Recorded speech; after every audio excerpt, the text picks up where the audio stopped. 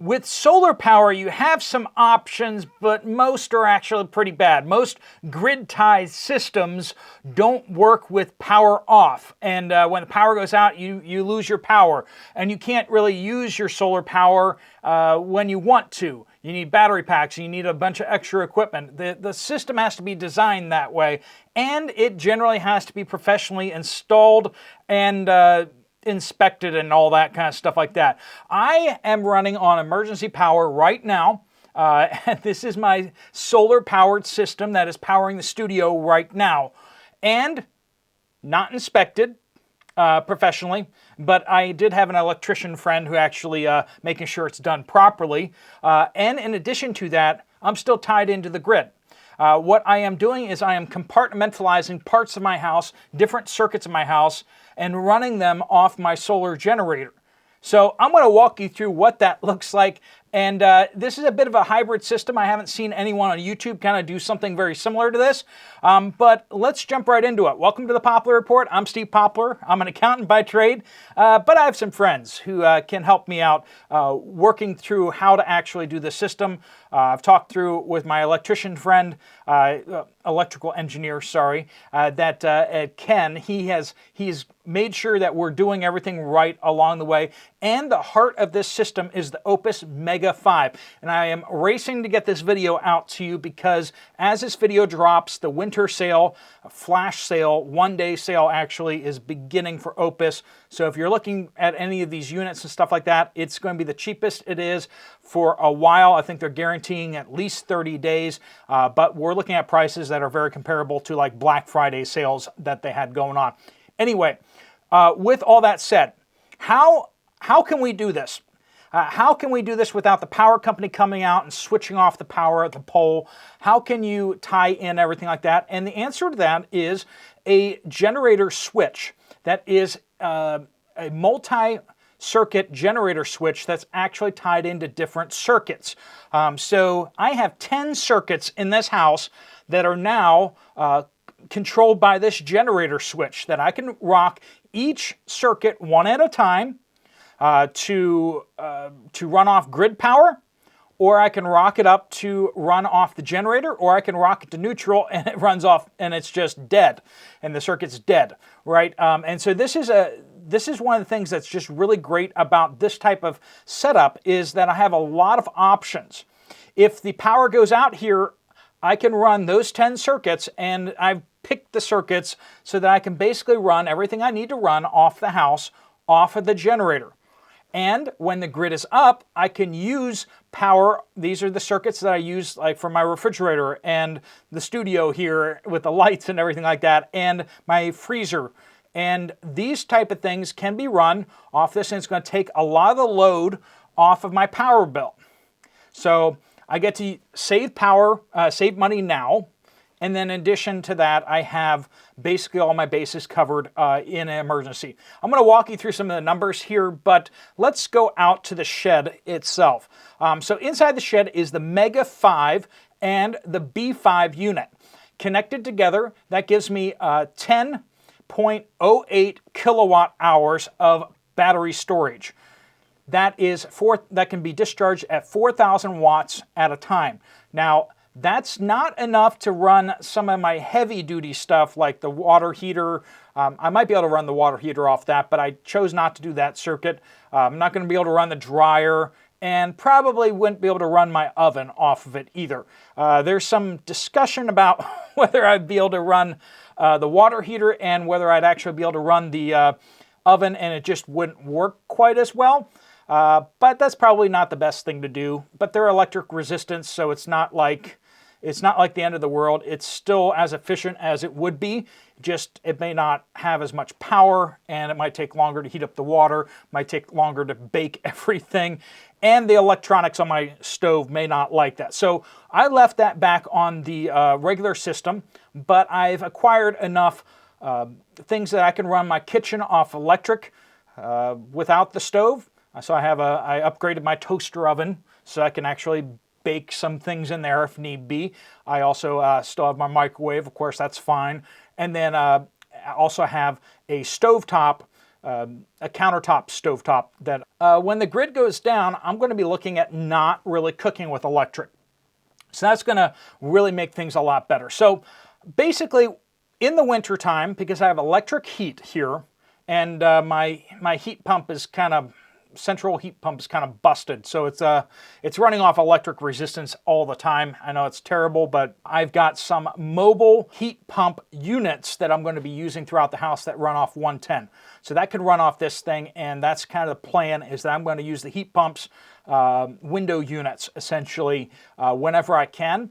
That should bring my electric bill overall, electric usage down by about half. The heat resistance heating versus heat pump generally is about half the power usage. That's a rough number. But basically in winter time, I'm using about 2,000 kilowatts of power per month.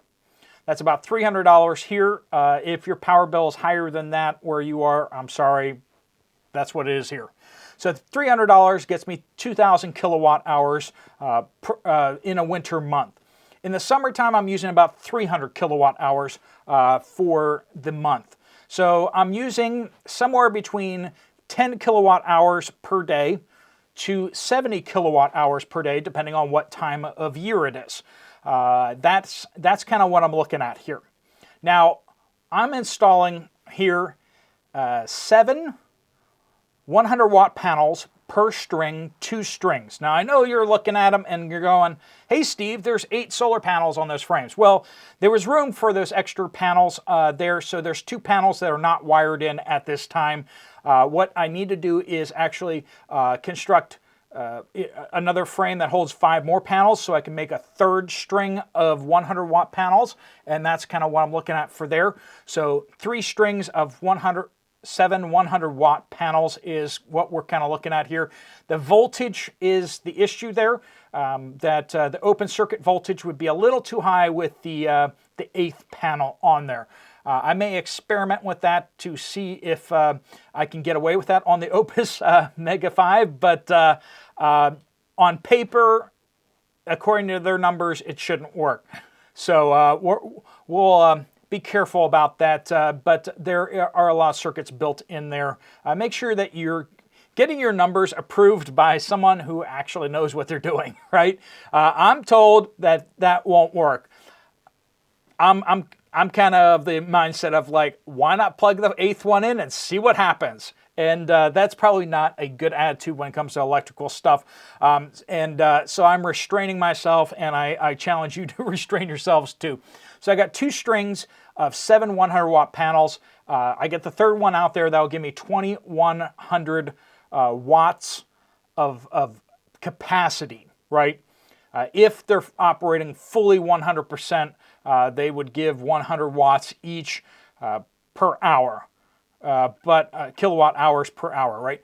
But they don't usually operate like that. Now, as you can see, these 2 strings were kicking out about 20, I think, on the screen, but I saw it peak at like about 50 watts. It was rainy, cloudy, like while it was raining, we're getting like 20 watts of power coming into the unit. So it does charge even when the sun is hidden by clouds completely and it's raining and it's nasty. But when the sun comes out, a 100-watt panel on a sunny day should, on average, produce about 400 watt hours of power. Okay, a panel will run about 300 watts per day to 600 watts per day, depending on the weather and what time of year it is, what angle, all that kind of stuff like that. But you're generally looking 300 to 600 watts. In the wintertime here, I'll be lucky if I get like 200 watts from my panels. So you need a bunch of panels. Now, I will produce about, on a sunny day, supposedly I will produce about 8.4 kilowatts hours of power on a sunny day. Now, like I said, I'm using between 10 kilowatt hours up to about 70 kilowatt hours. And so what I'm doing here is I'm shaving my power usage. If I go over 10 kilowatt hours in a day, generated, but I'm not using quite that much, I would just store it up in the battery packs. But in addition to that, I'm not really trying to generate more power than I use, because that's probably going to be, what do I do with that extra power then? Am I going to mine Bitcoin? That's a question. This does have the capacity to expand. Now, we did trench the pipe, and that's PVC conduit, and with Ken's help, we're putting 3 strands through right now. Over the next number of days, next couple weeks, I'm going to run 2 more 3 strands through, so that I can expand the system if necessary, and so we don't have to mess with that ever again. So it's ready to expand to a second generator switch with another power unit potentially, to get me a little closer to being off-grid power. But this is going to get me so that I can run the essentials. That's what we're talking about here, running the essential.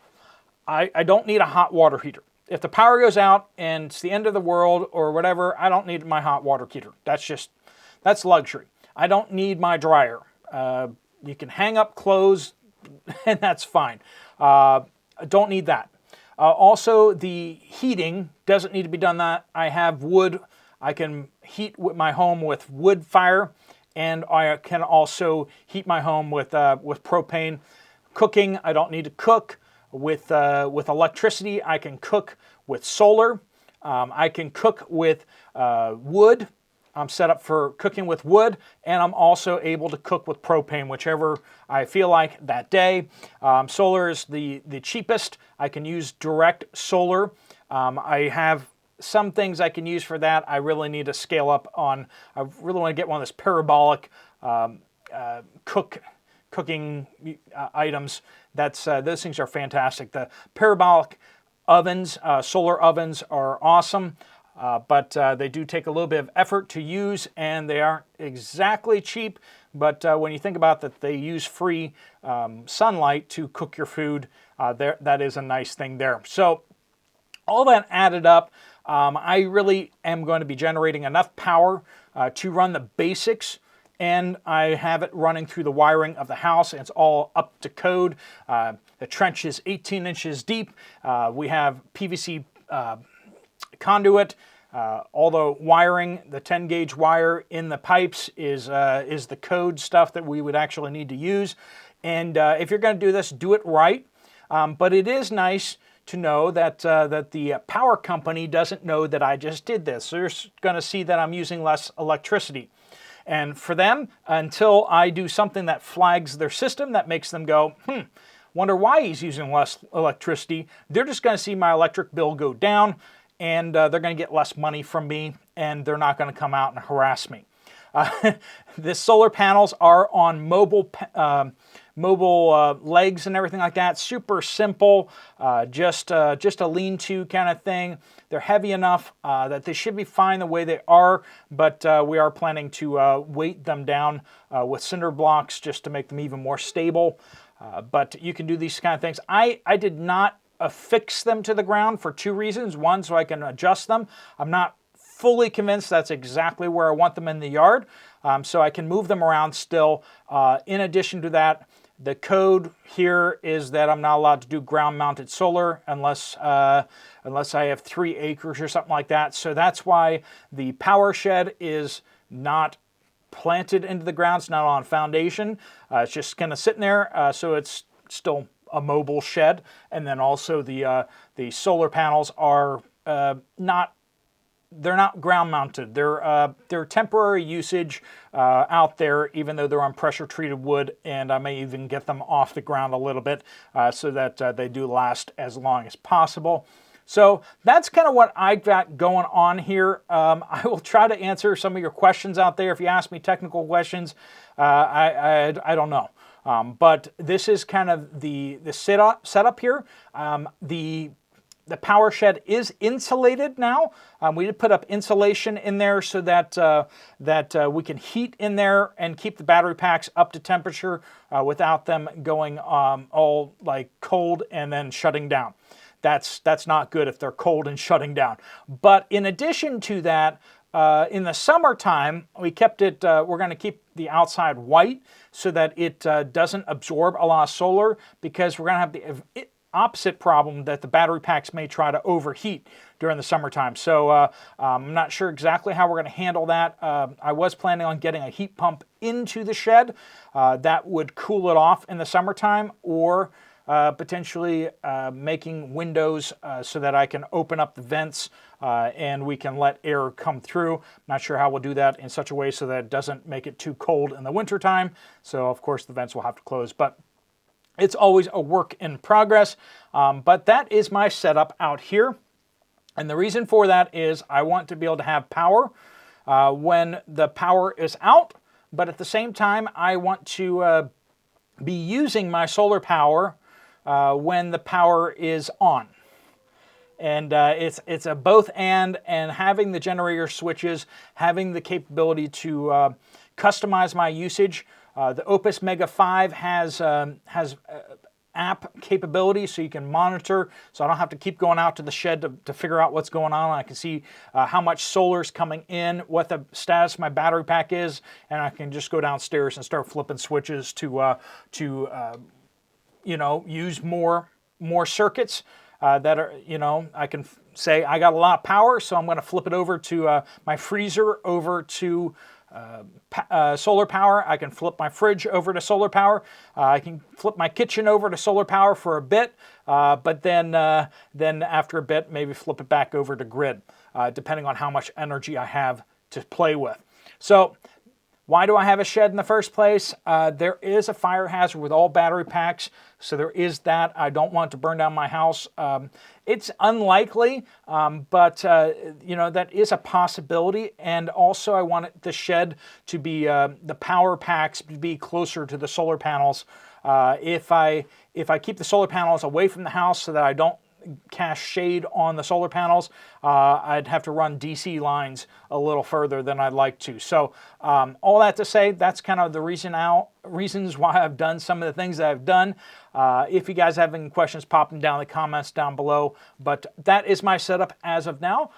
You may see this upgraded in the near future or in the far future. We'll see. I got a trench to fill in, and we got, if some of you guys looked at the generator switch and said, that's not wired really awesomely, we just got this thing going so that I could get up here into the studio, shoot this video on battery power, and so that the system would be working. Ken's coming back to run that through the conduit and make it look a lot nicer and be a little safer there too. All right, friends, thanks so much for watching. If you want to get an Oupes Mega 5, Mega 3, Mega 2, the Oupes power units are all on sale right now. They wanted me to let you know that. The Oupes did send me this the B5 battery pack so that I could do this video and to kind of show you what that would look like set up like that. And so thanks to them. And again, if you have any questions, pop them down in the comments below. Steve Poplar of the Poplar Report.